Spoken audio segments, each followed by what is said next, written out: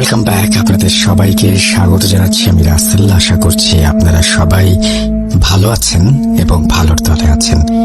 আমিও আলহামদুলিল্লাহ ভালো আছি, ভালোর দলে আছি। আমরা চলে যাচ্ছি আমাদের ঘটনায়। প্রিয় রাসেল ভাই, আশা করি ভালো আছেন। আর যদি ভালো নাও থাকেন, মহান আল্লাহর কাছে দোয়া করি মহান আল্লাহ মালিক যেন আপনাকে ভালো রাখেন। আমি নিয়মিত ভূত এফএম শুনি না, তবে গত 2-4 মাস পর্যন্ত ইউটিউবে আপনাদের স্টোরিগুলো শুনছি, বেশ ভালো লাগছে। এবং সাথে সাথে ভিকটিমদের জন্য মনের ভেতর খুব কষ্ট অনুভব করছি, কারণ আমি জানি কতটা নির্মমতা কাজ করে ভিকটিমদের সাথে। যাই হোক, আমি সঙ্গত কারণে আমার নাম বলতে চাইছি না, তবে আমি বাংলাদেশ পুলিশ বাহিনীর একজন সৎ সদস্য। বর্তমানে আমি বরিশাল রেঞ্জের কোনো এক জেলায় কর্মরত আছি। আমার জীবনে রয়েছে 3টি ঘটনা, যার ভেতর থেকে আমি একটা শেয়ার করছি।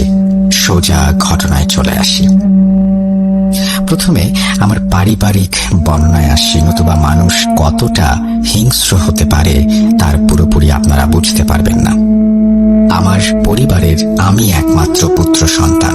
আমি ব্যতীত আমার আরো 2টি বোন আছে, যারা আমার বড়। আমার মা আমার চাকরির শুরুতেই মারা যান। বাবা মারা যান চাকরির 6 বছরের মাথায়। নিকটতম আত্মীয় বলতে কেউ নেই। 2 বোন আছেন তাদের পরিবার নিয়ে, তাদের কাছে সাহায্য সহানুভূতি মেলে না। আমি বিয়ে করি, আমার চাকরি যখন 3 বছর অতিক্রম করেছে, তখন যা ছিল আমার পছন্দের একটা মেয়েকে। তার জন্মস্থানের দূরত্ব আমার থানা থেকে আনুমানিক 30 কিলোমিটার। এখন ঘটনায় যাই।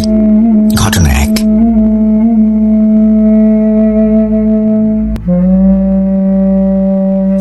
আমি তখন ডিএমপি ঢাকায় কর্মরত।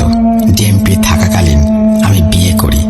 বিয়ে করে কিছুদিন ভালোই কাটে, কারণ পরিবারে আমি, বাবা, আমার স্ত্রী, এই হলো সদস্য। সুখেই থাকার কথা। আমি যথারীতি কর্মস্থলে নিয়োজিত, কারণ আমার বাবা যেহেতু একা থাকে আর বয়স্ক, তাই প্রথম অবস্থায় আমার স্ত্রীকে গ্রামের বাড়িতেই রাখি। আমি কর্মস্থলে থাকাকালীন প্রায় 5 মাস পরে আমার স্ত্রীর বিরুদ্ধে আমার কাছে অনেক অভিযোগ আসা শুরু করে। অভিযোগগুলো হলো, আমার স্ত্রী আমার বাবাকে যথাসময়ে খাবার দেয় না, সারাদিন বাসার দোতলায় উঠে থাকে আর একা একা কথা বলে, সে মোবাইল নিয়ে সারাদিন থাকে, তার পড়াশোনার স্থলে কিছুদিন পর পরে যেতে চায়, আরো অনেক আছে, নাই বললাম। অবশেষে আমার কাছে এসব কথা আসার পর আমাদের ভেতরে কিছুটা দ্বন্দ্ব দেখা যায়। আমি আমাদের পারিবারিক অশান্তির মিটমাট করার জন্য, তাকে নিয়ে থাকার জন্য ডিএমপি থেকে বরিশাল রেঞ্জে অনেক কষ্টে পোস্টিং করাই। আমি আপনাকে বুঝাতে পারবো না যে নিচু পদে কর্মচারীরা কতটা অবজ্ঞার শিকার হয় আমাদের পুলিশ বিভাগে। যাই হোক, একটা জেলায় পোস্টিং হয়। আমি তাকে নিয়ে পারিবারিক সমস্যা দূর করতে কর্মস্থলে বসবাস করা শুরু করি।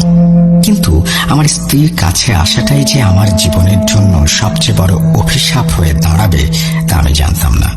ছোট করলাম রাসেল ভাই। আমার স্ত্রীর কিছু খারাপ কাজ আমার চোখে সরাসরি ধরা পড়ে। সে আমার দূরে থাকার কারণে একটা অনৈতিক সম্পর্কে জড়িয়ে পড়ে। খারাপ বলতে যা বোঝায় তাই। আমি এসব কষ্টে মরে যাই অবস্থা, কারণ সে আমার অনেক পছন্দের একটা মানুষ ছিল। বলে রাখি, আমি আইটি বিষয়ে, কম্পিউটার রিলেটেড বিষয়ে খুব দক্ষ ছিলাম এবং আমার পুলিশ বিভাগের সফটওয়্যার রিলেটেড সিডিএমএস, পিআইএমএস, মামলা লেখা আরো অনেক কিছু সহ ফেসবুক হ্যাক করতে পারতাম। আমার স্ত্রীর প্রতি নানা কৌতূহল থাকার কারণে আমি প্রথমবার কারো ফেসবুক হ্যাক করি। এই হ্যাক করাটাই আমার জীবনকে কষ্টের সমুদ্রে নিক্ষেপ করে। পরবর্তীতে হ্যাক করে যার সাথে অনৈতিক সম্পর্কে জড়িয়ে আছে তারটা আমি অনেক তথ্য সংগ্রহ করি।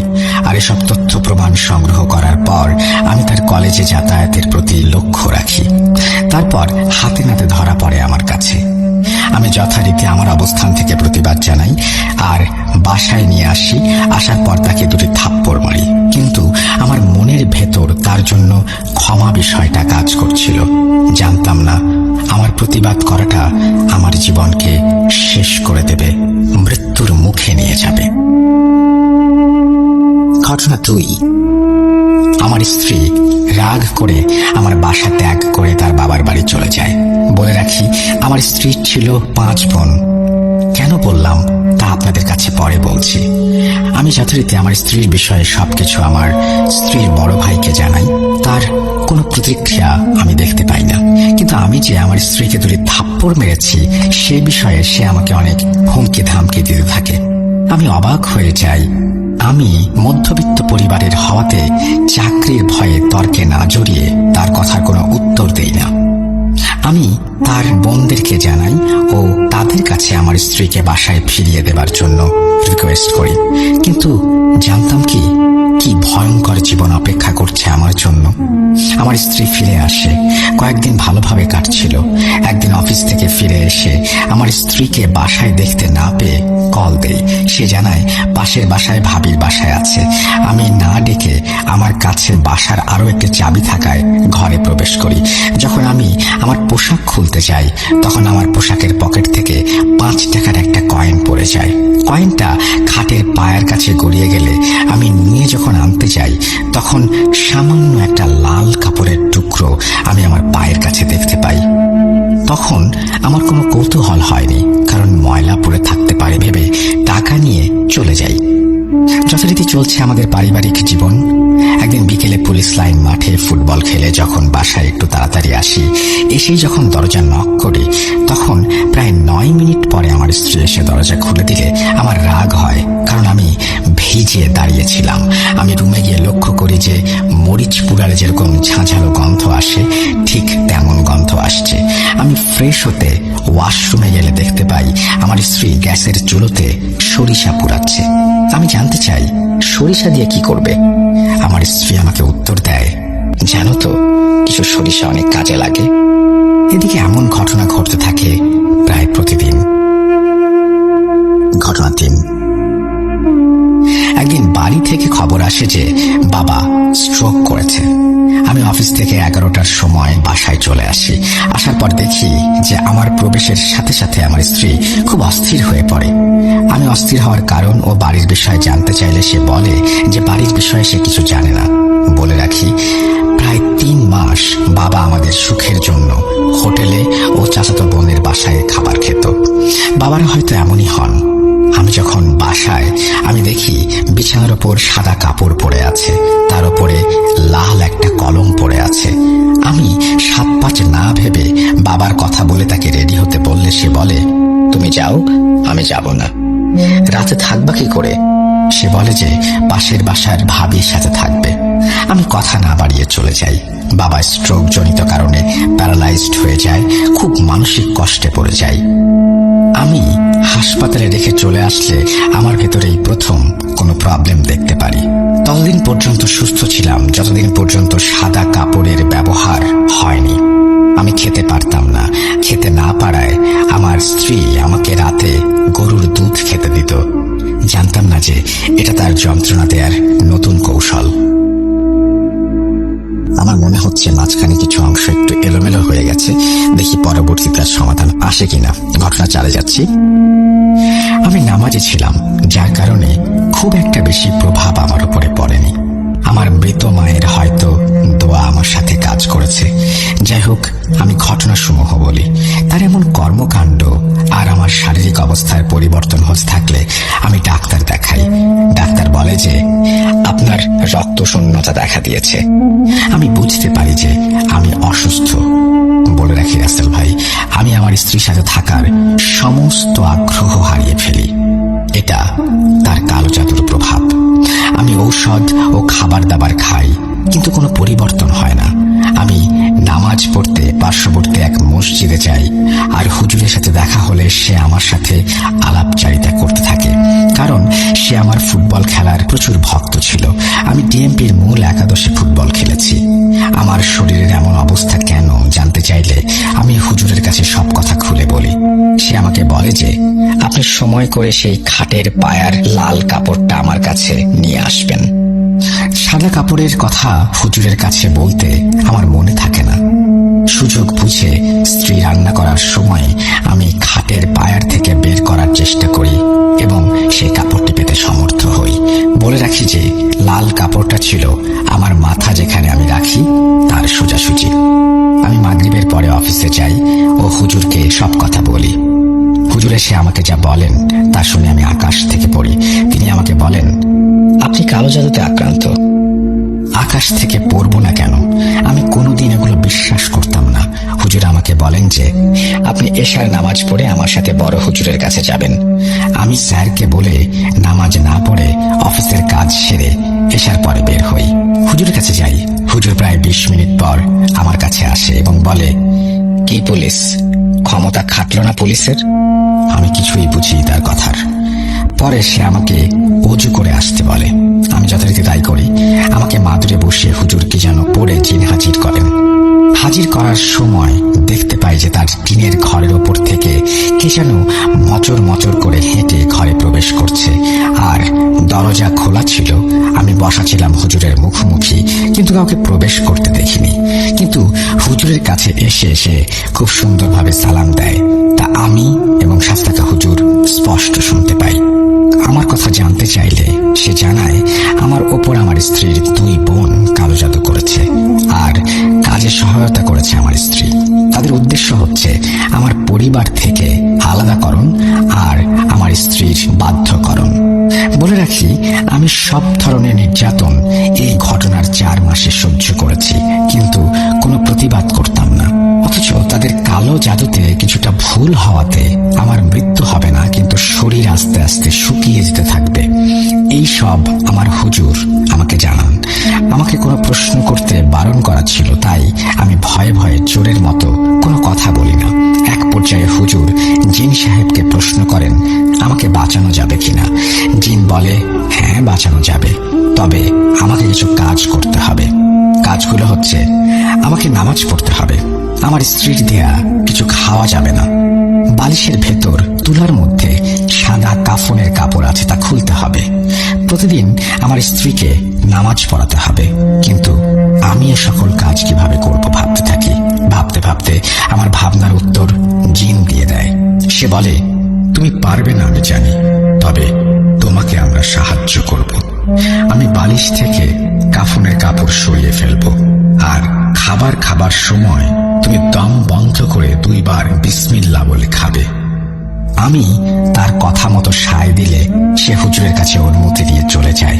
বলে রাখি, আমার বাবা স্ট্রোক করার কারণে ভয়ে আমি তার কাছে বিষয়গুলো শেয়ার করিনি, কারণ যদি কোনোভাবে শুনে তাহলে মরেই যাবে। আমি ভয়ে তাকে বলি না, বোনদেরকেও না। আমি ধীরে ধীরে সুস্থ হতে থাকি, যা আমার স্ত্রী টের পায়, কিন্তু হুজুরের কথা মতো আমি কিছু বুঝতে দেইনি। ঘটনা 5। আমার অসুস্থ থাকাকালীন আমার স্ত্রী প্রায়ই কলেজে যেত। বলে রাখি, আমার স্ত্রীর কলেজ ছিল বিভাগীয় শহরে, তার মানে বরিশালের প্রপারে। আমি ছিলাম পাশের একটা জেলায়। আমি 4 মাস অসুস্থ থাকাকালীন অনেকবার সে গেছে আর পরের দিন এসেছে, কিন্তু অবাক করা বিষয়, আমি তাকে কিছুই বলতাম না আর জানতেও চাইতাম না, কারণ আপনারা তো বুঝতেই পারছেন। তবে আরো একটি বিষয়, আমাদের পুলিশ বিভাগটা একটা অন্যরকম বিভাগ। পানি নিচের দিকে যেমন গড়ায়, তেমনি আমরা যতই নিরপরাধ থাকি না কেন, ছোট কর্মচারী বলে আমাদের ওপরে অবিচার হয়েই থাকে, নির্যাতন হয়েই থাকে। আর বর্তমানে তো কোনো কথাই নেই। আমি কিছুটা সুস্থ বুঝতে পেরে আমার স্ত্রীর কার্যক্রম দেখে আমি মেজাজ হারিয়ে ফেলি। এতদিন বলিনি, কেন বলিনি সেটা নিশ্চয়ই আপনারা বুঝতে পারছেন। আমি সেই ছেলের সাথে মিশতে বারণ করেছিলাম। সে মিশবে তাই নাকি কোনো খারাপ সম্পর্ক নেই। আমি তাকে প্রথমবারের মতো গালাগাল করি এবং থাপ্পড় দিই। সে মেঝেতে পড়ে গেলে আমাকে বলে যে সে আমার চাকরি খাবে এবং আমাকে নাকি মেরেও ফেলবে।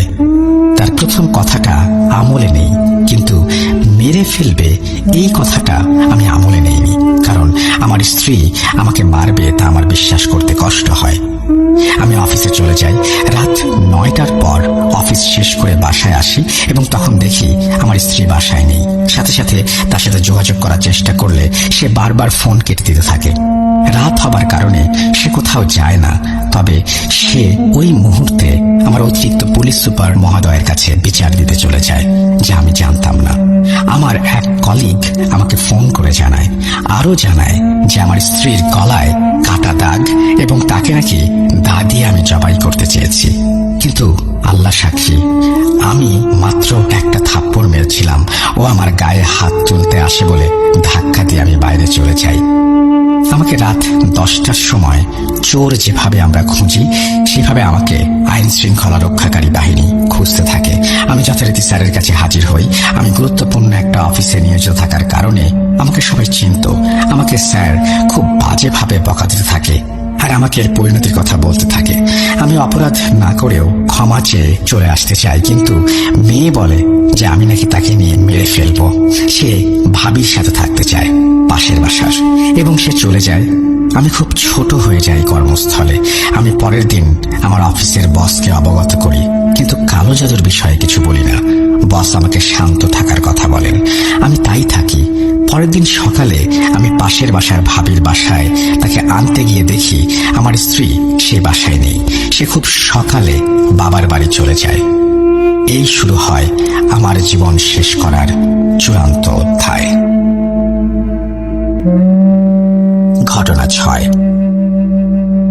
আমার স্ত্রী বাড়ি যাওয়ার পরে তার বোন ও আমার স্ত্রী মিলে আমাকে ধুঁকে ধুঁকে মেরে ফেলতে জঘন্য কালো জাদু করে। 14 দিন পরে আমার স্ত্রী আমার কর্মস্থলের বাসায় আসে, নিচে নিচে চলে আসে। আমি খুশি হই এবং তাকে বলি যা হবার হয়ে গেছে, আমরা ভালোভাবে চলাফেরা করি। সে সায় দেয়, কোনো তর্ক করে না। আমি খুশি হই। 9 দিন ভালো করে চলতে থাকে। একদিন ঘুম থেকে ওঠার সাথে সাথে আমার নাক দিয়ে রক্ত পড়তে শুরু করে। আমি রক্ত পড়া দেখে খুবই অবাক হয়ে যাই। খুব মাথা ব্যথা অনুভব করি। সকাল 6:21 দিকে ঘটনা ঘটে।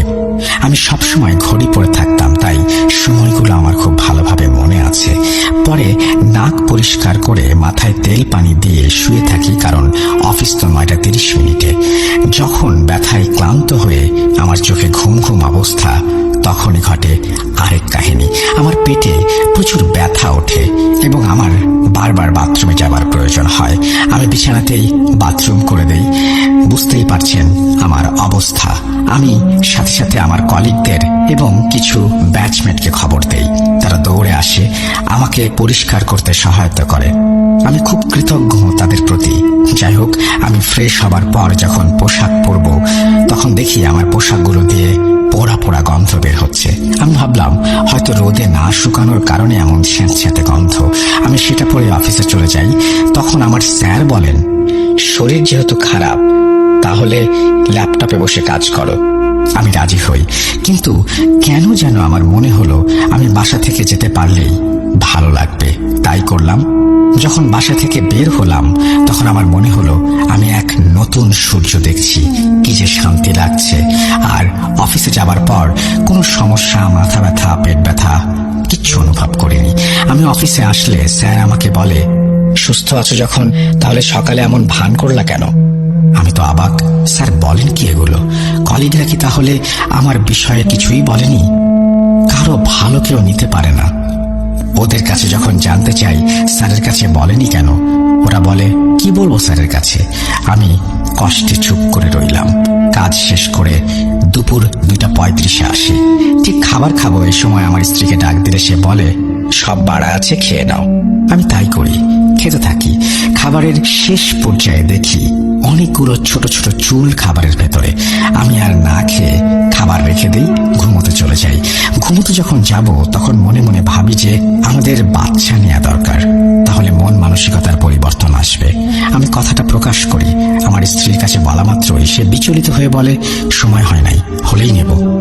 আমি কিছু না বলে চুপ করে শুয়ে থাকি। তখনই ঘুমের ভেতর অনুভব করি যে কেউ একজন আমার পায়ের বুড়ো আঙ্গুল ধরে টানছে। আমি লাফ দিয়ে উঠে দেখি কেউ নেই, আর আমার পাশে আমার স্ত্রী ঘুমিয়ে আছে। এই ঘটনার 17 দিনের মাথায় আমার স্ত্রী বাসা থেকে অযথা চলে যায়। আমার স্ত্রী বাসায় থাকাকালীন সময়ে এই একটা সমস্যায় লক্ষ্য করতাম যে কে যেন আমার পা ধরে টানে। কিন্তু আমার স্ত্রী চলে যাওয়ার পরে রাতের ঘটনা, রাত 2:25, মোবাইল টিপতে টিপতে ঘুমিয়ে পড়ি। কখন যে ঘুমিয়ে যায় আমি নিজেও জানি না। সেদিন ছিল শনিবার, রাত আনুমানিক 3:10। আমার কান সবসময় সজাগ থাকে, সেই জন্য আমি ওই সময় আওয়াজ পেতে থাকি যে আমার রান্নাঘরে 4 থেকে 5 জন মিলে কথা বলছে আর কি যেন খাবার খাচ্ছে। শব্দ শোনার পরে আমি উঠে বসি ও মোবাইল খুঁজতে থাকি। ঘুমের কারণে বুকের ওপর আমার মোবাইলটা পড়ে যায় আর খাপ খুলে যায়, যার কারণে কোথায় যেন বন্ধ হয়ে থাকে। আমি তো ভয়ে ফুলে 3 জন হয়ে গেছি। কি করব? চিৎকার দেব না 2 তলা থেকে লাফ দেব জানলা দিয়ে ভাবছি। তখনই দেখি আমার সামনে থেকে দেয়ালের দিকে একজন হেঁটে যায় এবং সেখানে হেলান দিয়ে দাঁড়িয়ে আমার দিকে তাকিয়ে থাকে। আর বাইরে কি কারণে যেন জোরে কুকুর ডাকতে শুরু করে। আমি বুঝতে পারি না কেন এমন ঘটছে। আমার এমন সাহস ছিল, যদি কেউ আমাকে গভীর রাতে নদী পার হতে বলতো তাও পারতাম, কিন্তু এখন দেখি আমি ভয়ে মারা যাচ্ছি। আমি জোরে জোরে আল্লাহ আল্লাহ বলতে থাকি এবং যত সূরা জানি আমি সব সূরা পড়তে থাকি। সেই মুহূর্তে আমার কাছে আসতো না কালো ছায়াগুলো, শুধু বিছানার চারপাশে ঘুরতে থাকে। সজ্ঞানে কতক্ষণ এভাবে ভয়ানক বিষয়গুলো দেখেছি। চারপাশে কুকুরের ডাক, ঘরের ভেতরে দৌড়ের শব্দ, ঘুটঘুটে অন্ধকার। আমি পাগল হয়ে যাচ্ছিলাম। আমি যখন সুইচ বোর্ডের নিকটে যাই লাইট জ্বালাতে, দেখতে পাই আমার সামনে থেকে ছায়াময় 4 জনের একজন জোরে আমার বুকের ওপরে উঠে আঘাত করছে। আমি চিৎকার দিয়ে খাটের সাথে বাড়ি খাই। আমার বুকের ওপর আঘাত করার ফলে আমার নাক দিয়ে রক্ত পড়ছে এবং সেটা আমি অনুভব করতে পারি। আমি যখন পড়ে যাই তখন উপলব্ধি করি যে অন্য একজন আমার ডান পায়ের বুড়ো আঙুল ধরে টানছে আর কি যেন সব বলছে, বুঝতে পারছি না। সাথে সাথে আজানের শব্দ আমার কানে আসে এবং সেই শব্দ আসা মাত্র নিমিষে সবকিছু উধাও হয়ে যায়। আমি ঘামিয়ে যাই আর কান্না করতে থাকি। কি করব ভাবতে ভাবতে একটা সময় ক্লান্ত হয়ে ঘুমিয়ে পড়ি। সকালে উঠে দেখি আমার নাক দিয়ে রক্ত গড়িয়ে পড়ে আমার গায়ে থাকা স্যান্ডো গেঞ্জি ভিজে গেছে। আমি অফিস শেষে হুজুরের কাছে গেলে যেয়ে দেখি যে হুজুর তার মেয়ে জামাই বাড়িতে গেছে। মনে চাইছে তখনই জোরে কান্না করে দেই। কি করব ভাবতে ভাবতে শেষ আমি। তখন কল করি আমার স্ত্রীকে, তার কোনো সাড়া আমি পাই না। সাথে সাথে আমার এক মেয়ে বন্ধু তার কাছে ফোন দেই। মেয়ে বন্ধুটার সাথে আমি বড় 1 থেকে অনার্স 2nd ইয়ার পর্যন্ত পড়েছি, আর ওর বাবা একজন ব্রাহ্মণ। ওর কাছে সব কথা খুলে বলি। তখন ও ওর বাবার নাম্বার দিলে তার সাথে কথা বলি। সে বলে এই বিষয়গুলো সম্পর্কে তার কোনো জ্ঞান নেই এবং তিনি বলেন তুমি ভালো হুজুরের কাছে যাও। রাতে অফিস শেষ করে বাসায় নামাজ পড়ি। কোরআন শরীফ পড়তে পারতাম না, তাও আমার কাছে রাখি। সাথে রাখি আমার বাসায় থাকা দা আর আমার ব্যক্তিগত আত্মরক্ষার জন্য ব্যবহৃত একটি বার্মিজ গিয়ারওয়ালা চাকু, যার বর্তমান মূল্য 3200 টাকা। আমি যথারীতি শুয়ে পড়ি, কিন্তু ঘুম তো আসতে চায় না। দিন দিন না ঘুমাতে ঘুমাতে শরীর দুর্বল ও খাদ্যে অরুচি চলে আসছিল। রাত তখন 1:54। আমি রুমের মেঝেতে দৌড়ানোর শব্দ পাই আর উপলব্ধি করতে পারি দেয়ালের কাছে কে যেন আমাকে উঁকি দিয়ে দেখছে, কিন্তু আমার রুমে আসছে না। আমি টের পাই আমার সাথে থাকা চাকুটা হাতে নেই আর অন্য হাতে মোবাইল লাইটটা আমি জ্বালাই। জ্বালিয়ে যা দেখতে পাই তা ছিল আমার জন্য আমার জীবনে দেখা সবচেয়ে ভয়ঙ্কর কিছু। আমি দেখতে পাই প্রায় শরীরবিহীন একটা মাথা, রক্ত পড়ছে, কিন্তু উকি মেরে সে আমাকে দেখছে। আমি কি করব? চিৎকার করব না কি করব ভাবতে ভাবতে কোরআন শরীফটা হাতে নেই আর চাকু তার দিকে ছুঁড়ে মারি। মাথাটার পাশ থেকে যে আমার আলনার কাঠের সাথে চাকুটা সোজা ঢুকে যায়। মাথাটা চাকুটার দিকে তাকায়। আমি দেখি সাথে সাথে জোরে জোরে আল্লাহু আকবার বলতে থাকি। সেদিন দেখলাম যে মুসলিম হয়ে জন্ম নেওয়াটা আমাদের জন্য কতটা সার্থকতা। আমি কখন এমন করতে করতে ঘুমিয়ে পড়ি জানি না, কিন্তু ভোর হতেই দেখি যে আমার নাক দিয়ে আবারও রক্ত পড়ছে। এমন ভাবে 13টা দিন আমার সাথে একই ঘটনা ঘটে এবং নাক দিয়ে রক্ত ঝরা বাড়তে থাকে, এত রক্ত যে আমি রক্ত শূন্য হয়ে পড়েছিলাম। স্ত্রীকে কল দেই, সে অনেকদিন পর ফোনটা রিসিভ করে। আমি রিসিভ করা মাত্রই মনের কষ্টে কেঁদে দিই আর বলি, আমাকে ছেড়ে থেকো না, তাহলে হয়তো আমি মারা যাব। আমার স্ত্রী উত্তর দেয়, যেমন কর্ম তেমনই তো হবে। উত্তর শুনে আমার আর কিছু বুঝতে বাকি ছিল না। ঘটনা 7। হুজুর তখনও আসেনি। বোনদেরকে জানাবো বলে সিদ্ধান্ত নেই। আমি ডিআইজি স্যারের অডিট থাকার কারণে কাজের চাপে সবকিছু ভুলে যাই, কারণ আমি খুবই গুরুত্বপূর্ণ একটা দায়িত্বে ছিলাম। রাত দিন তার কাজ করতে থাকি। অপরদিকে আমার বোনকে জানাবো ঠিক করি। সেই দিন রাত আনুমানিক 11টার সময় বাসার তালা খুলতে পারছি না, কিন্তু নতুন তালা খুব সহজেই খুলে যেত। পরে অনেকক্ষণ বাদে খুলতে সমর্থ হই।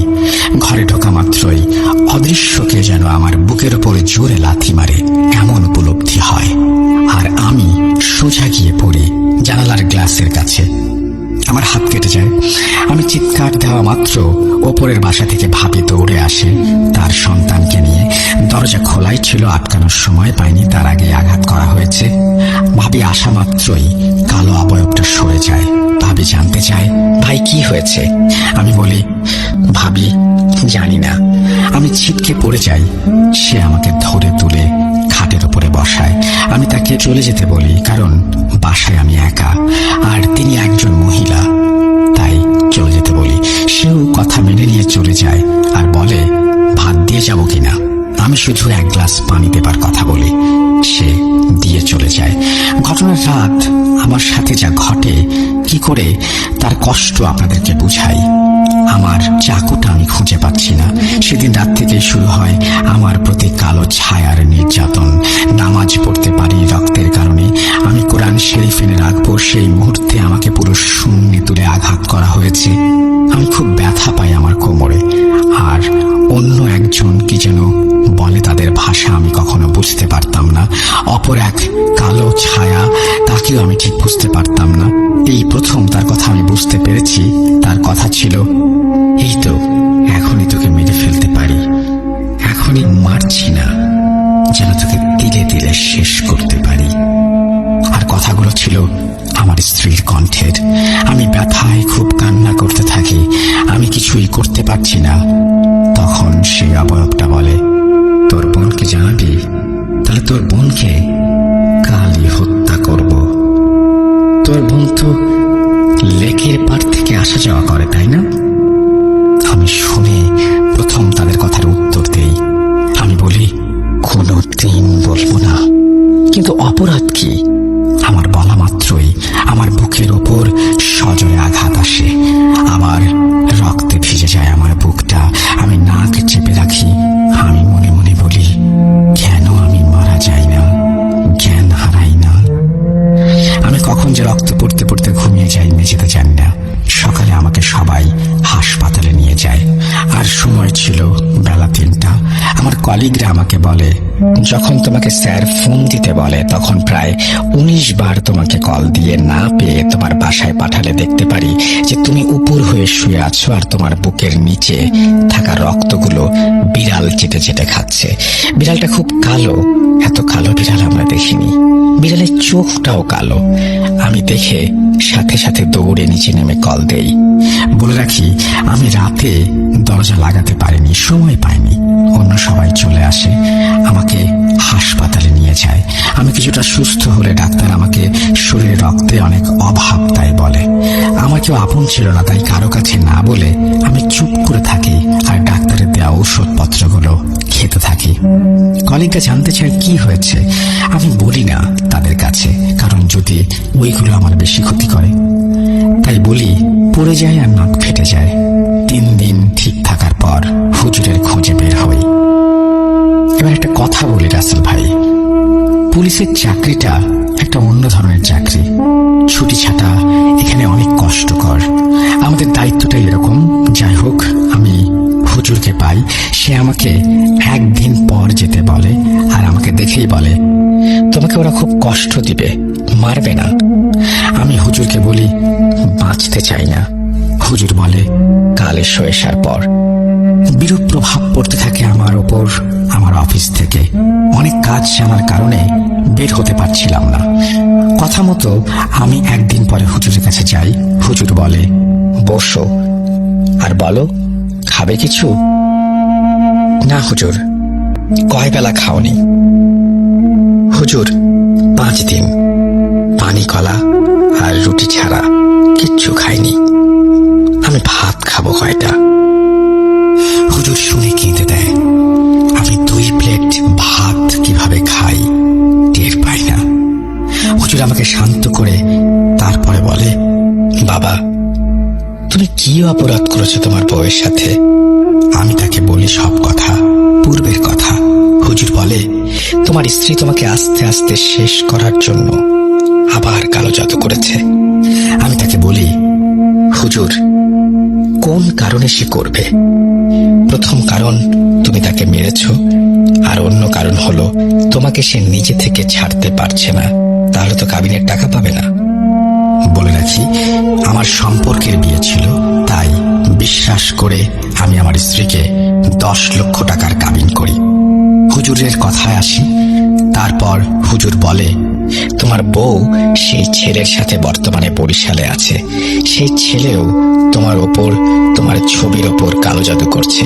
তারা দুইজনে তোমার উপরে কালো জাদু করছে। তোমার স্ত্রীর উদ্দেশ্য হলো তোমাকে তিলে তিলে মেরে ফেলা বা নির্যাতন করে টাকা নেয়া। সেই ছেলের উদ্দেশ্য তোমাকে মেরে ফেলা। হুজুর আমি গরিব মানুষ, কোথায় পাবো এই টাকা? বাবার কাছে বলো। বাবা প্যারালাইজড, সে জানতে পারলে মরে যাবে। আমি কান্না করতে থাকি। আমি কি করব?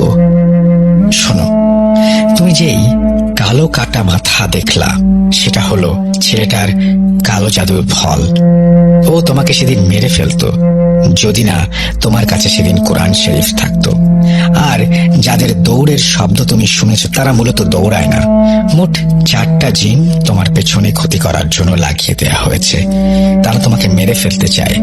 একজন তোমাকে বাঁচিয়ে রাখতে চায়, তিল তিল করে মেরে ফেলতে চায়। এটা নিয়েই জিনদের মধ্যে আবার মতবিভেদ রয়েছে, এবং তাদের সেই তর্ক বিতর্ক বা তাদের সেই মারামারি সেগুলো শব্দই তুমি পেয়েছ। কাটা মাথাটা সেদিন ওদের পরাস্ত করতে পারে আর তোমাকে হত্যা করতে চায়, কিন্তু বেঁচে যাও। আর 3 জন তোমাকে বুকে আঘাত করে যাতে তুমি ব্যথা পাও, রক্ত শেষ হয়ে মারা যাও। ছেলেটা তোমাকে কালো জাদু করতে তোমার বাসার সামনের মাটি, তোমার পায়ে রাখা জুতোর ময়লা মাখা মাটি, শ্মশানের পোড়া হাড়, মাথার খুলি তান্ত্রিক দ্বারা ব্যবহার করিয়েছে। আর তান্ত্রিক নির্দেশ প্রদান করে ছেড়ে দিয়েছে তোমাকে মেরে ফেলতে। আর তোমার বউ তোমার উপরে খুব শক্তিশালী জিন চালনা করেছে। তারা চাইলে তোমাকে এখনই মেরে ফেলতে পারে, কিন্তু নির্দেশ অনুসারে তারা কাজ করবে। তোমার স্ত্রী যখন বাসায় আসে দ্বিতীয়বার বাবার বাড়ি থেকে, তখন যে 17 দিনের মতো তোমার বাড়িতে ছিল, এই কয়দিন তারা তোমার ওপর কালো জাদু করেছে। তোমাকে বান মেরেছে, খুব ভয়ানক বান যা আমি কাটাতে পারবো না। আর চেষ্টা করে যদি ব্যর্থ হই তাহলে তো রক্ষাই নেই।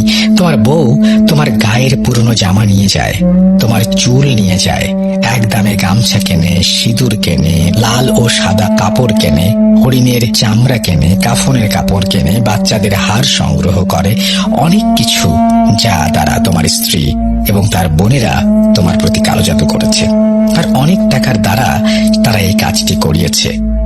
আমি নীরব পাথর হয়ে কথা শুনতে থাকি আর চোখ থেকে অঝরে পানি পড়তে থাকে। এ কাকে ভালোবাসলাম আমি? দিনের পর দিন আমি শেষ হতে থাকি এমন ভালোবাসার মানুষের কাছে। ভাবতে ভাবতে হুজুর কি বলে তার কিছুই মাথায় ঢোকে না। হুজুর আমাকে একদিন পর আসতে বলেন। আমি রাত 8টার দিকে তার নিকটে যাই। সে আমাকে একটা মাদুরের ওপরে বসতে বলে, সাথে আরো 2-3 জন ছিল। হুজুর বলে ভয় পাবে না, তোমার সামনে যে আসবে সেই জিনটা তোমাকে মেরে ফেলতে চায়। আমি বলি ঠিক আছে। তারপর হুজুর আমার গায়ে সরিষার তেল মাখান এবং কি যেন পরে ধোয়া তৈরি করেন। আমি সহ সবাই তার কিছুক্ষণ পরেই দেখতে পাই হুজুরের টিনের চালা ভেঙে একটা কালো ছায়া প্রবেশ করছে, আর তার একটু পরেই আরো একজন হুজুর গোছের সুন্দর একজন প্রবেশ করে। হুজুর খারাপ জিনটাকে প্রশ্ন করেন, তোমার কি ক্ষতি করেছে এই ছেলে যে তোমরা তাকে মারতে চাও? খারাপ জিনটা উত্তর দেয়, আমি তাকে মারতে চাই না, তবে প্রতিদিন আমাকে নির্যাতন করা হয় যাতে তাকে মেরে ফেলি। আমি আমার স্থানে প্রবেশ করি, তাই নিজেকে বাঁচাতে হলেও ওকে আমাকে মারতে হবে। কণ্ঠটা একবারে বয়স্ক বৃদ্ধের মতো। হুজুর বলে, তোমার জন্য কি করলে তুমি ওকে ছেড়ে দেবে? সে বলল, আমি দুর্গাসাগর নামক এক স্থানে থাকি। অনেক দিন পর্যন্ত বন্দি অবস্থায় আমি এখানে ছিলাম এবং মুক্তি পেতে শর্তে রাজি হই। আমি রাজি হওয়া মাত্র আমাকে ছেড়ে দেয়। আমি দূরে চলে যাব ওকে মেরে, এজন্য এই ছেলেকে মারতে আসি, কিন্তু অন্যদের জন্য পারি না। তখন হুজুর বলে যে, আমি তোমাকে চাইলে বন্দি করতে পারি, তা আমি করব না। তোমাকে যেতে দিতে এবং নির্যাতন থেকে বাঁচাতে পারি যদি তুমি এই ছেলেকে মেরে না ফেলো। চিন্তা রাজি হয়। তখনই সুন্দর গোছের হুজুর বলে, সে কি বলে আমি বুঝি না। হুজুর যা উত্তর দেয় আমি তাই বলছি। হুজুর সেই সুন্দর হুজুরকে নির্দেশ করে বলে তাকে যেন খুব সুন্দর এক জোড়া কবুতর দেয়া হয়, আর পানি দ্বারা ওর সমস্ত স্থান মানে আটকানোর স্থান পবিত্র মাটি ও পানি দ্বারা পরিষ্কার করা হয়। আর আমাকে বলে দেয়া হয় এক দামে ছাগল কিনে পশ্চিমে ছেড়ে দিয়ে আসতে। তারপর জিনটা কোথায় যেন চলে যায়, আর ভালোভাবেই চলে যায়। শেষ হলো আমাদের প্রথম জিনের পালা। হুজুর শেষ করে ক্লান্ত হয়ে পড়েন আর আমাকে বিদায় দিয়ে বলেন, তাবিজ রাখো, শরীর বন্ধ করে দিলাম, কিছুদিন ভালো থাকবে। ওদের তিনজনের হাত থেকে আমি বাঁচাতে পারবো বলে আমার মনে হয় না, তবে আল্লাহর ওপর ভরসা রাখো, সে সর্বশক্তিমান ক্ষমতাবান। আমাকে হুজুর নির্দেশনা দেন যে নামাজ যেন আমি পড়ি। ঘরের প্রধান দরজার নিচে কাঠ খোদাই করা তাবিজ বের করতে, আমার পুলিশি শুয়ের ভেতর সেলাই করা লাল একটি সুতো আছে, যে সুতোটি আমার স্ত্রী আমাকে সেলাই করে দিয়েছে, সেটা পানিতে ফেলে দিতে। আর গোসল যেখানে করি তার ময়লা যেখান দিয়ে যায় তার স্টিলের কাভারের নিচে তাবিজ ঝুলানো আছে, সেটাতে আগুন দিয়ে দিতে। আমার ল্যাপটপের ভেতরে সাদা কাগজ মুড়িয়ে রাখা হয়েছে, সেটা বের করতে। আর আমার রক্তে যা মিশে আছে তা বের করা যাবে না, তাই তিল তিল করে রক্ত শূন্য হয়ে আমি মারা যাব। রাসেল ভাই, আমার দান করা রক্তে হয়তো বেঁচে আছে প্রায় 21টা মানুষ, কিন্তু কি নির্মম পরিহাস, আজ আমি রক্ত শূন্যতায় প্রতিদিন মারা যাচ্ছি। প্রতিদিন আমাকে আঘাত করা হয় আর নাক থেকে রক্ত গড়িয়ে পড়ে। বুকের পাঁজর আঘাতে ভেঙে যেতে চায় কিন্তু ভাঙে না। ঘটনাটি আপন বলতে শুধু বাবা, সেও কিছুদিন পরে মারা যান। আমি তখন পৃথিবীতে একেবারে একা, কোনো নিকট আত্মীয় নেই। বোনরা পরিবার নিয়ে আছে, তাদের কথাও আমার ভাবতে হয়। ছোট হওয়ার পরও অনেক কষ্টে ছোট হয়ে আমি আমার স্ত্রীকে আমার সাথে দেখা করার জন্য রাজি করাই। একদম একা। সে আসেও কোনো এক স্থানে আমার সাথে দেখা করতে। আমি আমার কষ্টের চোখের পানি আটকাতে পারিনি। তার পাটা জড়িয়ে ধরে আমি তাকে বলি, কি আমার অপরাধ? সে কোনো অনুশোচনা না করে বলে, তুই কোনোদিন বুঝতে পারবি না, যা হবার হবে। আমি শান্ত হয়ে নিরুপায় হয়ে জানতে চাই, কি হলে আমাকে মুক্তি দেবে তোমরা? আমার স্ত্রী বলে, আমার কাবিনের টাকা দে, তাহলেই মুক্তি পাবি। আমি তাকে বলি, কোথা থেকে এই টাকা আমি দেব? তখন সে বলে, বাঁচতে হলে দে, নতুবা যা কিছু ঘটবে সেটা তোর ব্যাপার। তখন সে ছুটে যায় আর আমার বিভাগের কোনো এক পুলিশের বুদ্ধি নিয়ে আমার বিরুদ্ধে পুলিশ হেডকোয়ার্টারে অভিযোগ করে এবং ডিআইজি বরিশাল মহোদয়ের কাছেও সে অভিযোগ যায়। আমার বিরুদ্ধে বিভাগীয় মামলার চার্জ গঠন করা হয়। আমি সাময়িকভাবে বরখাস্ত হই। 2 বার আত্মহত্যা করতে গেছি, কিন্তু পারিনি, সেই খারাপ জিনদের কারণে। ওরা বলে, তুই মরতেও পারবি না।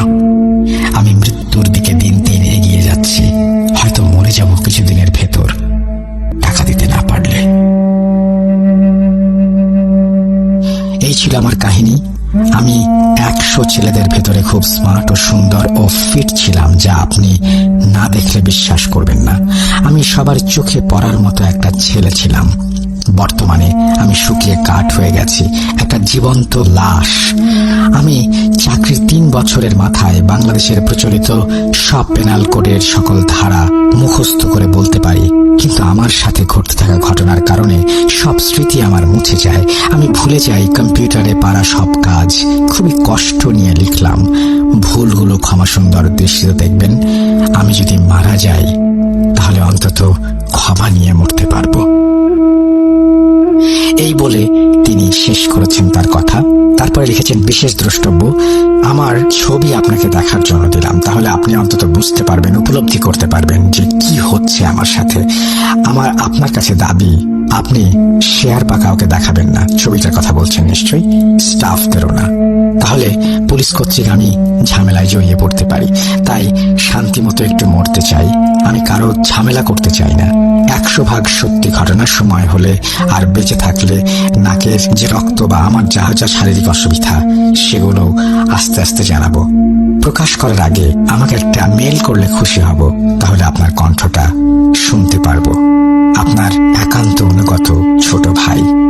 এই বলে তিনি তার ঘটনা শেষ করেছেন। থ্যাংক ইউ ভেরি মাচ আপনার ঘটনার জন্য।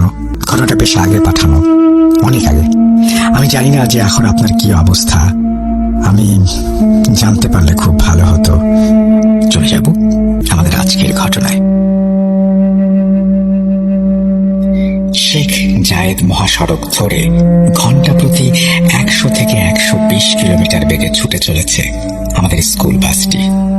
আল নাহদা সাহারা সেন্টার থেকে ইমারত মেট্রো স্টেশন হয়ে তারপর বুর্জ খলিফার সামনে দিয়ে বাসটি চলে যাবে জাবেল আলী বাণিজ্যিক এলাকার ইকো ড্রাইভিং স্কুলে।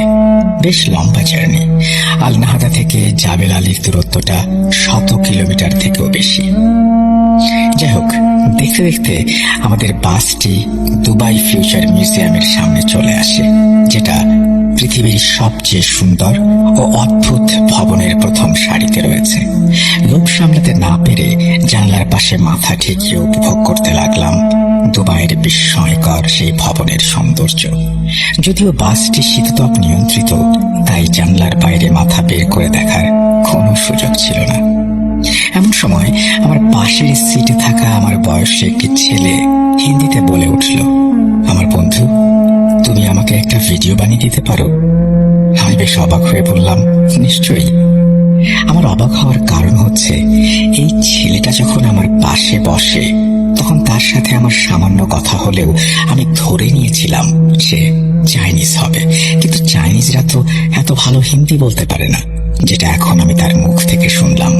তাহলে আমার ধারণা কি ভুল ছিল?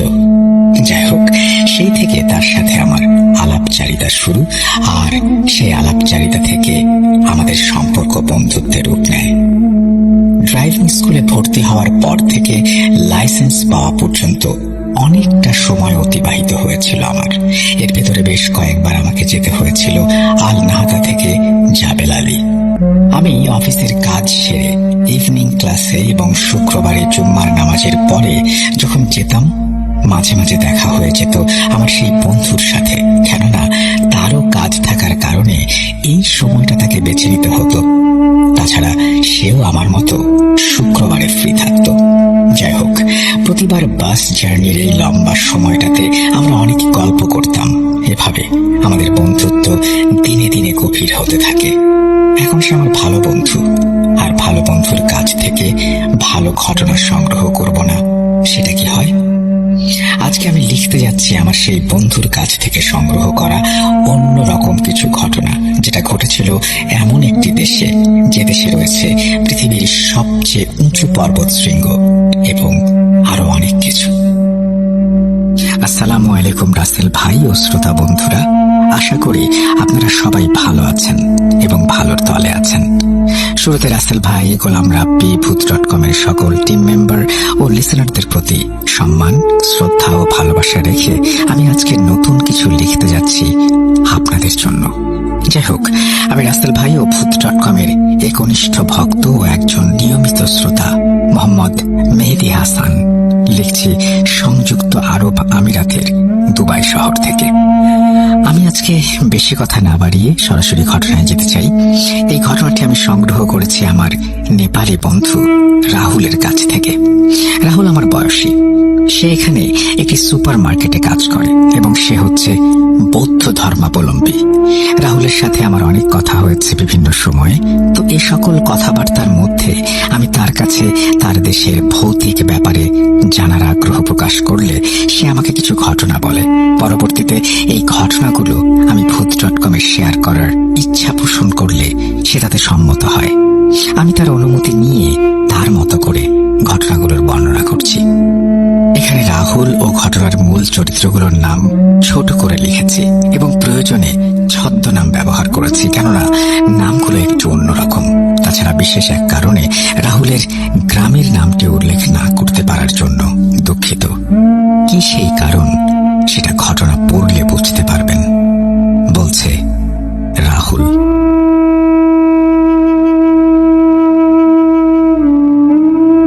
আমার বাবা ও 3 কাকা ও তাদের স্ত্রী সন্তান সহ মোট 13 জন সদস্য নিয়ে আমাদের যৌথ পরিবার। আমার বাবা সবার ছোট। আমার বাবার পাশাপাশি মেজ কাকা ও সেজ কাকার ছেলে মেয়ে থাকলেও আমার বড় কাকার কোনো সন্তান নেই। কেন নেই সেটা পরে জানতে পারবেন।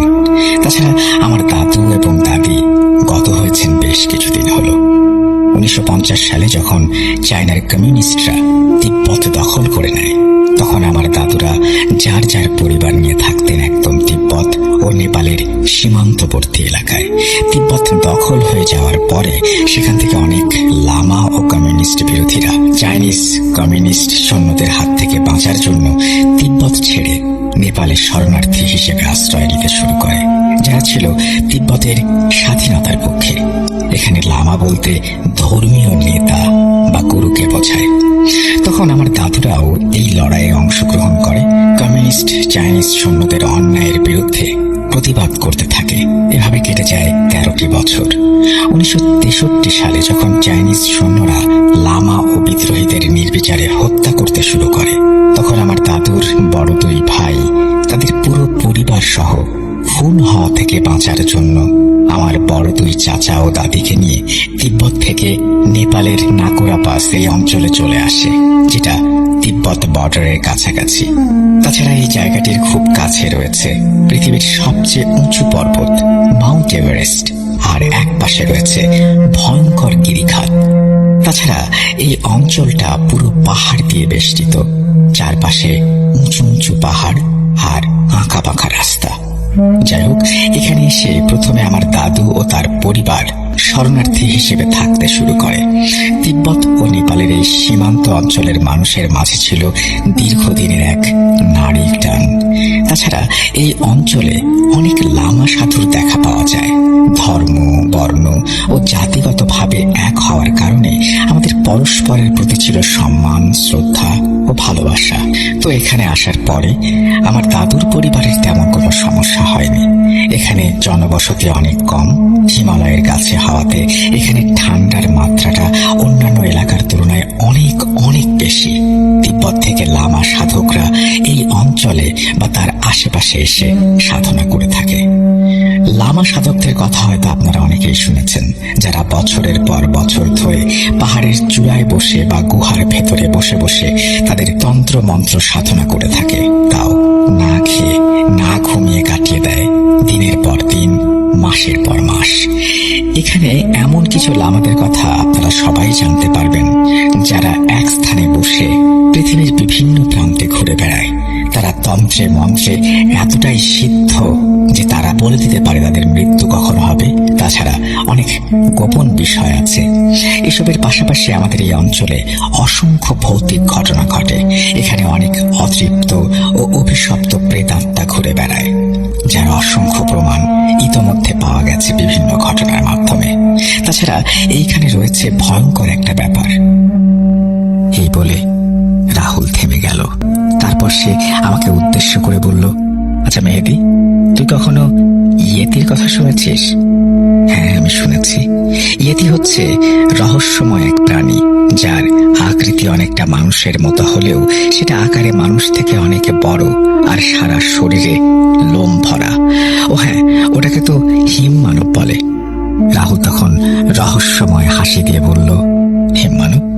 তুই হয়তো ভাবছিস তুই আমার কাছে ভূতের গল্প শুনতে চেয়েছিস, আর আমি তোকে ইয়েতির কথা বলছি।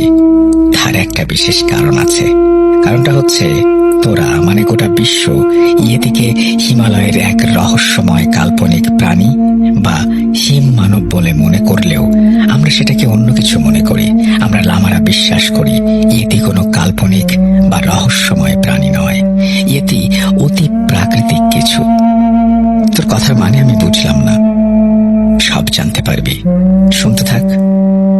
যাই হোক, আমার দাদু তার পরিবার নিয়ে নাকুরাপাসি অঞ্চলের একটি গ্রামে থাকতে শুরু করে এবং একটি সময়ে তিনি সিদ্ধান্ত নেন বাকি জীবন এখানেই কাটিয়ে দেবেন। তারপর দাদু তার জমানো টাকা দিয়ে এখানে জায়গা জমি কিনে স্থায়ীভাবে বসবাস করতে থাকেন। দাদু এখানে স্থায়ীভাবে থাকতে শুরু করলেও দালাই লামা ভারতে পালিয়ে যাওয়ার পরে তিব্বতের পরিস্থিতিটা কিছুটা স্বাভাবিক হওয়ার পর থেকে দাদু নিয়মিত যোগাযোগ ও যাতায়াত করতেন নেপাল থেকে তিব্বত। নেপাল থেকে তিব্বতে যাওয়ার জন্য তেমন কোনো অসুবিধা হতো না দাদুর। দুর্গম এই পাহাড়ি অঞ্চলে কিভাবে চলাফেরা করতে হয় এটা আমরা বেশ ভালো করে জানি। এখানে বেড়ে ওঠার সাথে সাথে পাহাড়ে চড়ার ব্যাপারটা আমরা ছোটবেলা থেকে আয়ত্ত করে ফেলি। যাই হোক, তিব্বতের পরিস্থিতি যখন স্বাভাবিক হতে শুরু করে তখন আমার দাদু আবারও তার মাতৃভূমি তিব্বতের সাথে নিয়মিত যোগাযোগ রাখতে শুরু করে এবং যাওয়া আসা শুরু করে। তাছাড়া আমাদের এই অঞ্চলটি দুর্গম হওয়ার কারণে এখানে সীমান্তগুলো প্রায় ফাঁকা থাকতো। নেপাল থেকে তিব্বত আসা যাওয়ার আরো অনেক বিকল্প রাস্তা ছিল। এই সুযোগটাকে কাজে লাগিয়ে আমার দাদু নতুন একটা ব্যবসা শুরু করেন। দাদু তিব্বত থেকে ভালো মানের মশলা, খনিজ লবণ এবং আরো এই জাতীয় জিনিস এনে নেপালে বিক্রি করতেন। এতে করে ব্যবসা হতো, আর দাদু এসব কেনার জন্য তার জন্মভূমিতে যে সেখানে ফেলে আসা আপনজন, আত্মীয় স্বজন ও প্রতিবেশীদের খোঁজ খবর রাখতে পারতেন। তিব্বতের এই সমস্ত জিনিসের মান অনেক ভালো হওয়াতে সেটার চাহিদা ছিল অনেক।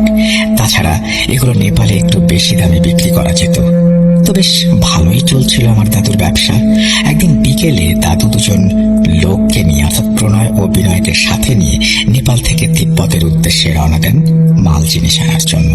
প্রণয় ও বিনয় হচ্ছে তখন 25-26 বছর বয়সী দুজন যুবক, যারা টাকার বিনিময়ে দাদুর সাথে কাজ করত। যাই হোক, সময়টা ছিল নভেম্বর অথবা ডিসেম্বর। এই সময়টাতে ওই অঞ্চলে প্রচন্ড ঠান্ডা পড়ে।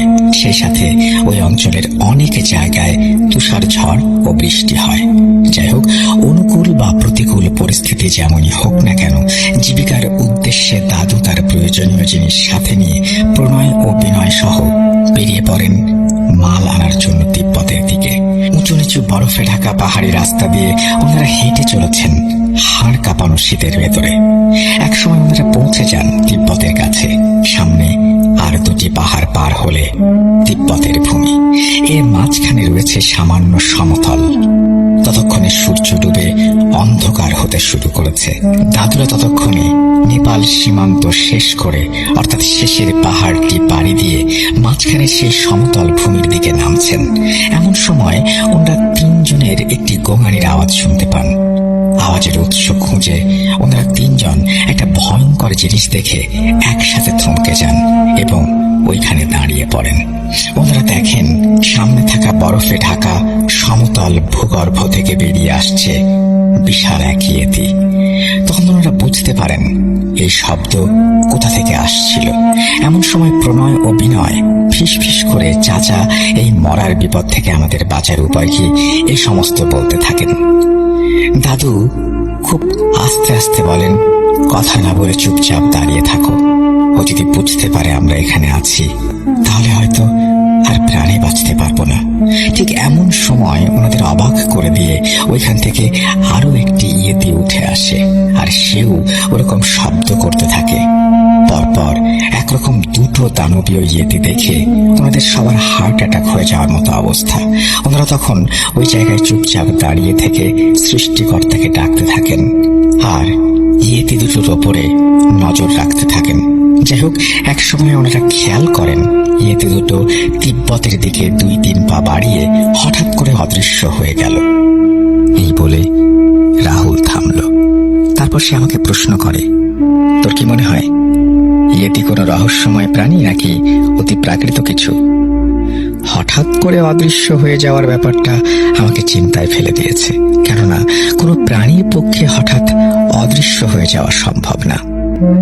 রাহুল বলল, তুই হয়তো ইয়েতি সম্পর্কে অনেক কিছু শুনেছিস, তাছাড়া এটা নিয়ে কত গল্প কাহিনী আছে। তবে আমরা বিশ্বাস করি ইয়েতি হচ্ছে এক ধরনের অভিশপ্ত আত্মা যারা হিমালয়ে বন্দী। তাছাড়া আরো অনেক গোপন বিষয় আছে যেগুলো গোপন রাখাই ভালো।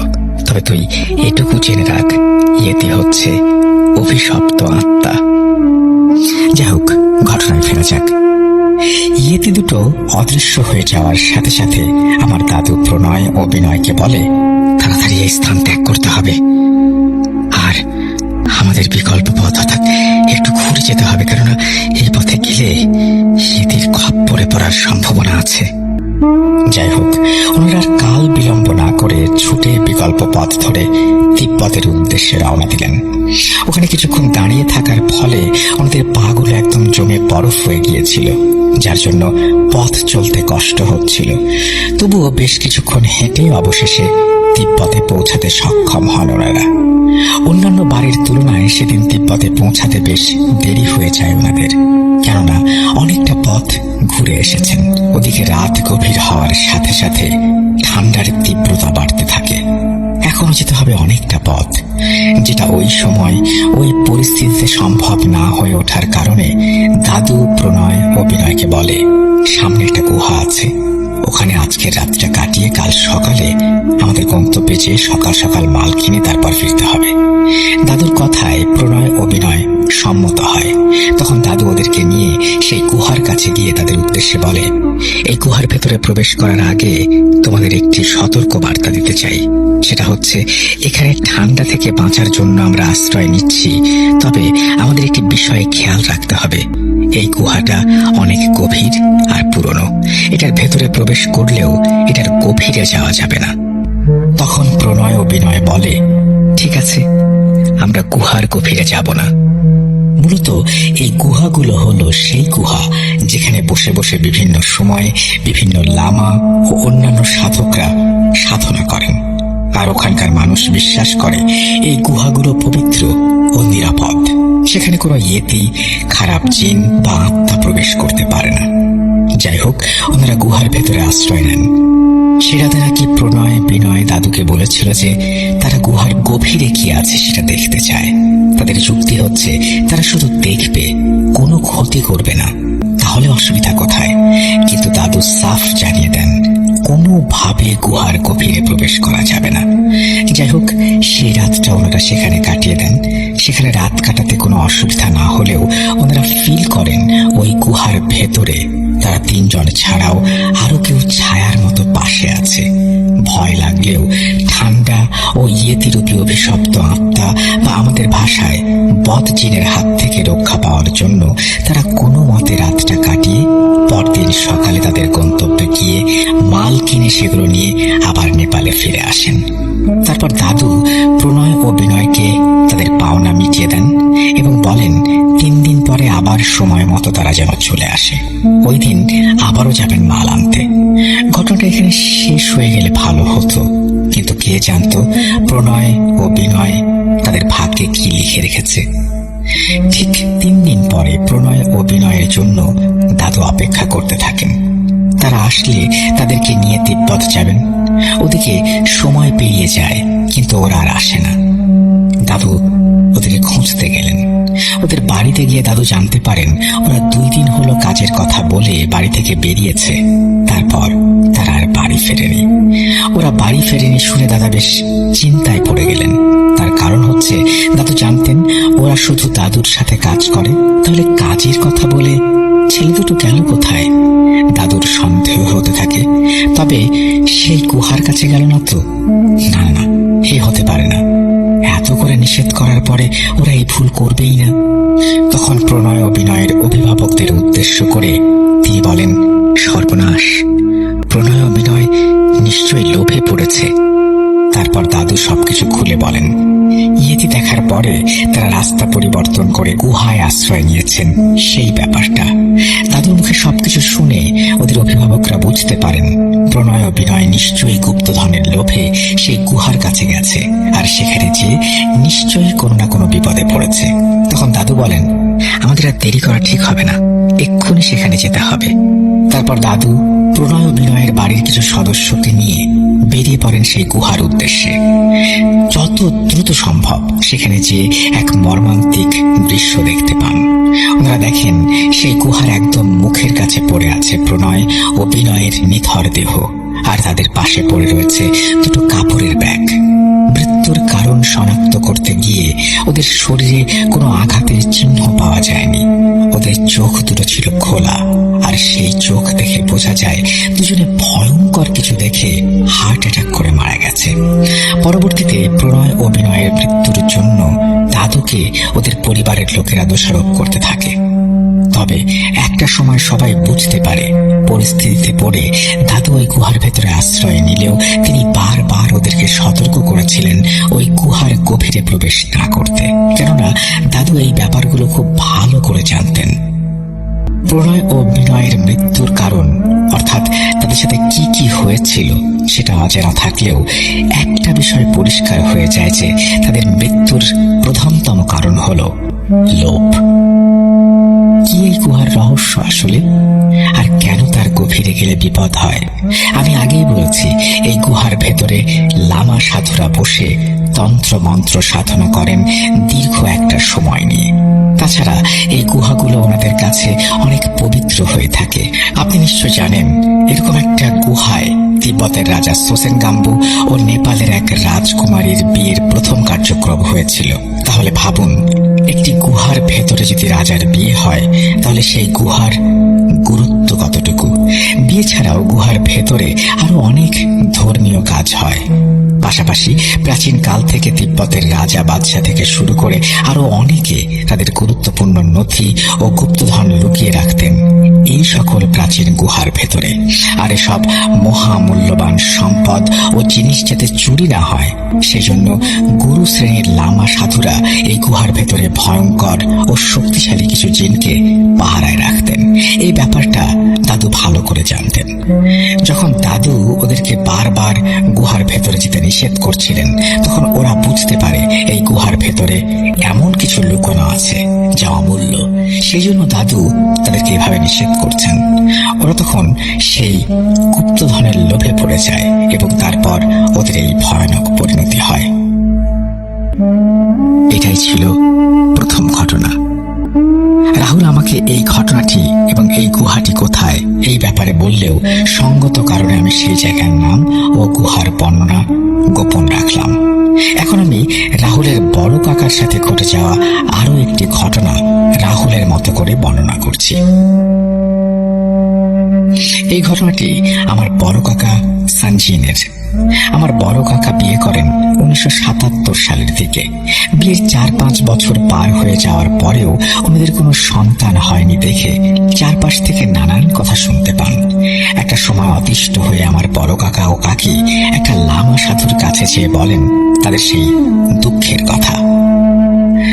সবকিছু শুনে সাধু বলেন, তোর বাচ্চা হতে পারে একটা উপায়ে, তবে এটা অনেক কঠিন একটা ব্যাপার। বড় কাকা জিজ্ঞেস করেন, কি উপায়? সাধু বলেন, কোনো এক পূর্ণিমার রাতে তুই যদি দৌলত পাহাড়ের চূড়ায় উঠে একটি পতাকা সেখানে পুঁতে তোর মনের ইচ্ছা প্রকাশ করিস, অর্থাৎ পিতা হওয়ার মনোকামনা করিস, তবে তুই পিতা হতে পারিস।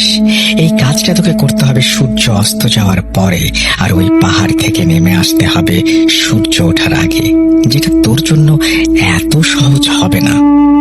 বড় কাকা বললেন, এটা আমাকে পারতে হবে যে করে হোক। তখন সাধু বলেন, তাহলে আগামী পূর্ণিমার রাতে চলে যা সেই পাহাড়ে, আর সেখানে যেয়ে তোর মনের ইচ্ছা প্রকাশ কর। তারপর সাধু বড় কাকাকে একটা গেরুয়া রঙের পতাকা দেন। সাধু বলেন, এই দৌলত পাহাড়টা হয়েছে মাউন্ট এভারেস্টের একদম কাছে। আর ওই পাহাড়ের আলাদা একটা নাম থাকলেও ওইখানকার স্থানীয় বাসিন্দারা সেটাকে দৌলত পাহাড় নামে চেনেন। সেখানে যে ধন সম্পদ আছে ব্যাপারটা এমন না। ওই পাহাড়ের বিশেষত্ব হলো, যদি কোনো ব্যক্তি পূর্ণিমার রাতে নির্দিষ্ট সময়ে ওই পাহাড়ের সর্বোচ্চ চূড়ায় পৌঁছে একটি গেরুয়া রঙের পতাকা পুঁতে তার মনের ইচ্ছা প্রকাশ করে, তবে সেটা নাকি ঘটে। এই যে চাওয়া পাওয়ার ব্যাপারটা, সেখানে অনেকে ধন সম্পদে চেয়েও নাকি পেয়েছেন বলে জানা যায়। মূলত এই কারণে ওই পাহাড়টাকে দৌলতের পাহাড় বলে। আপনারা জেনে অবাক হবেন, পাহাড়ে চড়া অনেক অভিজ্ঞ, এমনকি এভারেস্ট বিজয়ী ব্যক্তিরা ওই পাহাড়ে চড়তে ব্যর্থ হয়েছে আর অনেক বড় অ্যাক্সিডেন্টে মারা গেছে। তাছাড়া ওই পাহাড়টি এভারেস্টের তুলনায় অনেক ছোট। বর্তমানে সেটা নিষিদ্ধ পাহাড়ের ভেতরে একটি। যাই হোক, সাধুর কথা মতো বড় কাকা পরের পূর্ণিমার রাতে চলে যান সেই দৌলতের কাছে। ওই স্থানটি সমুদ্র পৃষ্ঠ থেকে অনেক উঁচুতে হওয়ার কারণে সেখানে পরিষ্কার চাঁদের আলো থাকে, তাই সবকিছু একদম পরিষ্কার দেখা যায়। ফলে পথ চলতে কোনো অসুবিধা হয় না।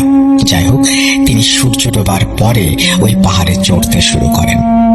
অনেক চেষ্টা চালিয়ে মধ্যরাতে উনি সক্ষম হন পাহাড়ের সর্বোচ্চ চূড়ায় পৌঁছাতে। তারপর তিনি সাধুর শেখানো উপায়ে পতাকাটি সেখানে পুঁতে বাচ্চার জন্য প্রার্থনা ও কাকুতি মিনতি করতে থাকেন। প্রার্থনা শেষে উনি আবার নিচে নামতে থাকেন। এর বেশ কিছুক্ষণ পরে উনি নিচের দিকে থেকে একটা ভয়ঙ্কর কিছু শব্দ শুনতে পান। তখন তিনি পাহাড়ের মাঝ বরাবর ছিলেন। শব্দের উৎস খুঁজতে গিয়ে উনি নিচে তাকিয়েছিলেন, আর তখন উনি দেখেন ওই দৌলত পাহাড়ের চারপাশে ঘুরে বেড়াচ্ছে অনেকগুলো দানব আকৃতির ইয়েতি। সেগুলোর আকার অনেক বড় হওয়াতে উনি অত উঁচু থেকেও স্পষ্ট দেখতে পান সেগুলোকে, আর তারা ওইভাবে শব্দ করেই যায়। এই দৃশ্য দেখে বড় কাকা ভীষণ ভয় পেয়ে যান এবং ওনার হাত পা কাঁপতে থাকে। বড় কাকা ইয়েতির গল্প শুনলেও বাস্তবে এর আগে তিনি কখনো এই ইয়েতিদের দেখেননি। বড় কাকা লক্ষ্য করেন সেখানে 4টি ইয়েতি আছে। হঠাৎ করে এতগুলো ইয়েতিকে একসঙ্গে দেখে তিনি ভয় পেয়ে যান। উনি তখন কি করবেন সেটা ভাবতে পারছেন না। সেখানেই দাঁড়িয়ে আছেন, আর ওদিক থেকে ইয়েতিগুলো পাহাড়ের নিচে ওইভাবে শব্দ করে করে ঘুরছে। বড় কাকা পড়ে যান ভীষণ বিপদে। এদিকে প্রাণের ভয়, অন্যদিকে সূর্য ওঠার আগে ওনাকে যে করেই হোক পাহাড় থেকে নামতে হবে, তা না হলে কোনো কাজ হবে না, বড় ক্ষতি হয়ে যাবে। বড় কাকা তখন উভয় সংকটে পড়েন। এভাবে বেশ কিছুক্ষণ চলার পর উনি সিদ্ধান্ত নেন যে করেই হোক নিচে নামবেন। তারপর তিনি ঈশ্বরের নাম নিয়ে নিচে নামতে থাকেন। সৌভাগ্যবশত কিছুক্ষণ নিচে নামার পরে উনি খেয়াল করেন ওই ইয়েতিগুলো হঠাৎ কোথায় যেন মিলিয়ে গেল। সেই যাত্রায় তিনি প্রাণে বেঁচে গেলেন। ধারণা করা হয় ওই ইয়েতিগুলো বড় কাকাকে ভয় দেখানোর জন্য শব্দ করে ওখান দিয়ে ঘোরাঘুরি করছিল, যাতে সে ভয় পায় এবং সেই পাহাড় থেকে চলে যায়, সময় মতো সেখান থেকে যেন নামতে পারে। যাই হোক, এই ঘটনার 1 মাস পরে উনি এক রাতে স্বপ্ন দেখেন একটি অবয়ব তাকে বলছে, তোদের 2 যমজ কন্যা সন্তান হবে, আমি তোদেরকে দেব, তবে তার জন্য একটি শর্ত আছে। স্বপ্নের ভেতর বড় কাকা জিজ্ঞেস করেন, কি সেই শর্ত? তখন সেই অবয়বটি বলে, বাচ্চা ভূমিষ্ঠ হওয়ার ঠিক 3য় দিন রাতে তোর 2টি বাচ্চা থেকে একটি বাচ্চাকে ওই দৌলতের পাহাড়ের নিচে রেখে আসতে হবে। শুধুমাত্র এই শর্তে তুই সন্তানের পিতা হতে পারবি। এখন তুই রাজি থাকলে বল, তুই রাজি না থাকলে হবি না, পিতা হবি না। বড় কাকা তখন নাকি স্বপ্নের ভেতরে রাজি হয়ে যান। একটি বাচ্চা সেখানে রেখে আসার জন্য তিনি সম্মতি দেন।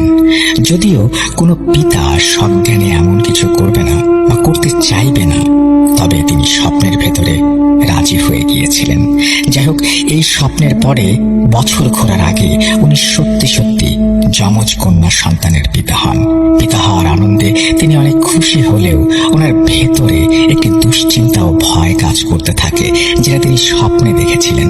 ওনার সেই প্রতিশ্রুতি অনুযায়ী এখন আগামী 3য় রাতে ওনাকে একটি কন্যা সন্তান সেই পাহাড়ের কাছে রেখে আসতে হবে।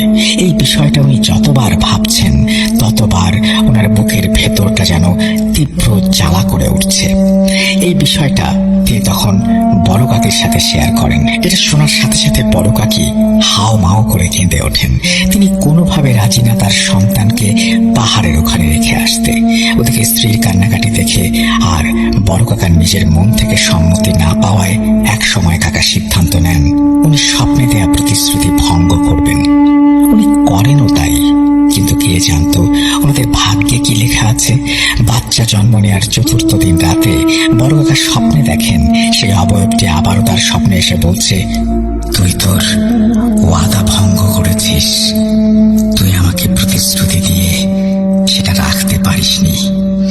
আমি তো চেয়েছিলাম তোর একটি সন্তান, এখন তুই তোর 2টো সন্তানকে হারাবি, নিয়ে গেলাম ওদের। এই বলে স্বপ্নের ভেতরে স্পষ্টই তিনি দেখতে পান অবয়বটি বড় কাকার 2 সন্তানকে একসাথে গলা চেপে ধরে তাদেরকে কষ্ট দিচ্ছে। তখন বড় কাকা সেই স্বপ্নের ভেতর থেকে বাধা দেওয়ার চেষ্টা করেন এবং ব্যর্থ হন। স্বপ্নে এমন বিভৎস দৃশ্য দেখে কাকা একটা চিৎকার দিয়ে ঘুম থেকে উঠে পড়েন। ওদিকে কাকির ঘর থেকে একটি চিৎকার ভেসে আসলো। তারপর বড় কাকা দৌড়ে চলে যান সেই আতুর ঘরে, যে ঘরে বড় কাকি ও বাচ্চা 2টো ছিল। ওখানে যে কাকা যে দৃশ্য দেখেন সেটা কোনো পিতা দেখে সহ্য করতে পারে না। উনি দেখেন তাদের পাশে থাকা যমজ বাচ্চা 2টোর গলা দিয়ে নাক দিয়ে গল গল করে রক্ত বের হচ্ছে, আর গলায় আঙুলের চিহ্ন। মনে হচ্ছে তাদের বাচ্চা 2টোকে কেউ এইমাত্র গলা টিপে হত্যা করেছে। আর চাচি একটা চিৎকার দিয়ে সেখানে অজ্ঞান হয়ে পড়েছেন, কেননা একটি স্বপ্ন কাকি দেখেছেন। আমার বড় কাকি স্বপ্নে দেখেছেন কোনো একটি অবয়ব তার স্বপ্নে এসে বলছে, তোর স্বামী আমার কাছে যে ওয়াদা করেছিল সেটা ভঙ্গ করেছে, এজন্য আমি তোর 2টো সন্তানকে নিয়ে গেলাম। এই বলে ওই অবয়বটি বাচ্চা 2টোর গলা চেপে ধরে, আর কাকি সেই স্বপ্নের ভেতরে তার বাচ্চাদের বাঁচানোর জন্য অনেক চেষ্টা করেও ব্যর্থ হয়। তারপর উনিও চিৎকার দিয়ে ঘুম থেকে উঠে কাকা আসার আগে এই দৃশ্য দেখে অজ্ঞান হয়ে যায়। এই বলে রাহুল থামলো। তারপর বেশ কিছুক্ষণ সে একদম নীরব হয়ে গেল। আমিও একটি দীর্ঘশ্বাস নিয়ে ওর চোখের দিকে তাকিয়ে দেখি ওর চোখ 2টো ছল ছল করছে। এই ঘটনা সে নিজে প্রত্যক্ষ না করলেও এই ঘটনাটি আজও ওদের পরিবারের সবার মনে দাগ কেটে আছে। এই বেদনা কোনো অক্ষর দিয়ে লিখে বা কোনো সাহিত্যের ভিত্তিতে বোঝানো অসম্ভব। আমি ওর কাঁধে হাত রাখতে ও একটু অপ্রস্তুত হয়ে বলল, সরি। আমি বললাম, তোর বড় কাকার ঘটনাটা শুনে আমারও খুব খারাপ লাগছে, কিন্তু কি আর করার বল, ওনাদের ভাগ্যে ওটাই লেখা ছিল, এখন দুঃখ করে আর কি হবে। একথা শুনে রাহুল একটা দীর্ঘশ্বাস ছেড়ে বলল, হ্যাঁ তুই ঠিকই বলছিস, দুঃখ করে লাভ কি, কিন্তু তুই তো জানিস না এরপরে আমার বড় কাকা, বড় কাকি ও পরিবারের কি হলো। আমি স্বার্থপরের মতো জিজ্ঞেস করলাম, কি হলো? কারণ আমি সেদিনই এই ঘটনার অবসান চেয়েছিলাম। আমার মনের ভেতরটা অশান্ত। যাই হোক, রাহুল বলছেন আবারও, এই ঘটনার পর আমাদের পুরো বাড়িতে শোকের ছায়া নেমে আসে। আমার বড় কাকা কাকি 2টো সন্তানকে হারিয়ে উন্মাদ হয়ে যান। আজও আমার বড় কাকা ও বড় কাকি নিঃসন্তান, এবং তারা জীবিত থাকলেও আর কখনোই স্বাভাবিক হতে পারবেন না।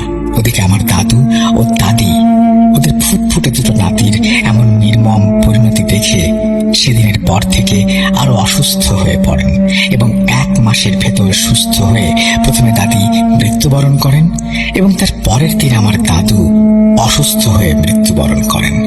আমার বড় কাকার একটি ভুলের জন্য আমাদের পরিবার থেকে ঝরে যায় 4টি প্রাণ। এদিকে ভুল কেন বলছি জানিস?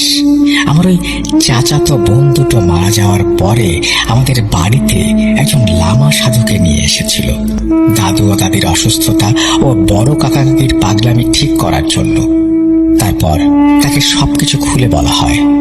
লামা সাধু বলেন, তোমার সন্তান যখন দৌলতের পাহাড়ে গিয়েছিল তখন সেখানে একটি খারাপ জিনের খপ্পরে পড়েছিল।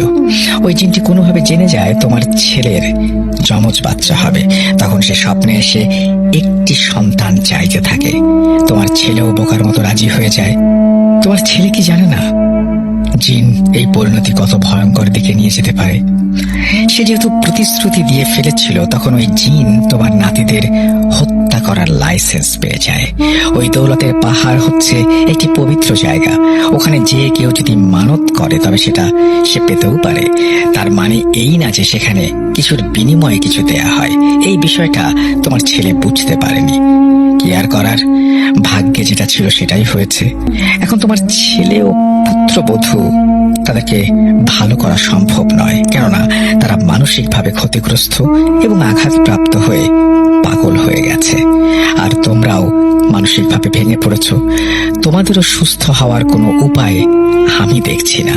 তবে তোমার নাতিদের হত্যা করার পরে ওই জিনের আর কোনো প্রভাব তোমাদের পরিবারের ওপরে থাকবে না। আর যেটা করার দরকার ছিল সেটা আমি করে দিয়ে যাচ্ছি। তো এই ছিল ঘটনা শেষে রাহুল আমাকে প্রশ্ন করলো, কি বুঝলি? অনেক কিছু বুঝতে পারলাম, তবে সেই ইয়েতির রহস্যটা বুঝতে পারলাম না। তোকে আমি আগেই বলেছি, ইয়েতি হচ্ছে অভিশপ্ত আত্মা। আজ পর্যন্ত তাদেরকে যারা দেখেছে, হয় তারা মারা গেছে, না হলে কোনো না কোনো ক্ষতি হয়েছে।